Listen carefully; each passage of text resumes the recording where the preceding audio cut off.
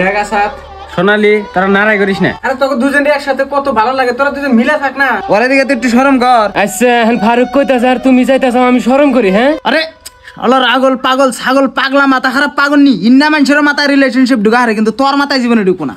আরে আচ্ছা কি আবল তাবল কথা কবানি কেন চাই? একজন আর একজনে কেবল করে জবাব দিলে না এটা বড় হবো। আরে ফারুক তুই জানোস না আমি কি সহ্য করতেছি? কি সহ্য করতেছো তুমি? কি সহ্য করতেছো? এই ফারুক তো এই বাইতে সারা দিন করে থাকে, তোমার টাকায় চলতেছে, তুমি আর সহ্য করতেছো না? কি করতাস তুই? হ্যাঁ কি করতাস? অতি নাগলি নালির মধ্যে আর ঘুগড়া খাইগা টাকা আমার কোনো দেখা না। তুই কি করতাছ না আমার যায়? আরে আচ্ছা এবার চিলিস না, বাইরের মেশে শুনলে কি করবো? এবার রেপুটেশনের কথা আছে তো, নিজের মধ্যে যদি আবার নাড়া করস তাহলে চলবো? কথা সবেরই বিন্দে তো অল্প ভাইবে চিন্তা কথা কর। আরে তুই একটা কথা বুঝোস না কে? আমি তো চুপ থাকবার নিকে রেডি আছি, আমি তো কথা বাড়াইতেছি না, কথা বাড়াইতেছে ও। এখন খালি তোর কথা কইতেছে, আমি তো জানি যে তুই আঙ্গবাতি পরে থাকোস, তুই কামাই জামাই করাস না, আমি এক দুইটা দেই নাই খাস, বিড়ি সিড়ি গুয়া গুড়া খাস, ওই কথা কোনো অতি কোন হিসেবে কব? একটা শরমের কথা না? এখানে ভাবতে একটাই কথা কইছেন, তুমি আমার বুঝাবার নি গাইছাও। এখন তুই কি চাস আর আমি মারমু? আমার হাল দাও, আমি তো চাই আর কিচ্ছা খতম করে দাও, মাইরে হাল দাও তুমি আরে মারমারে মাইরে হাল দাও।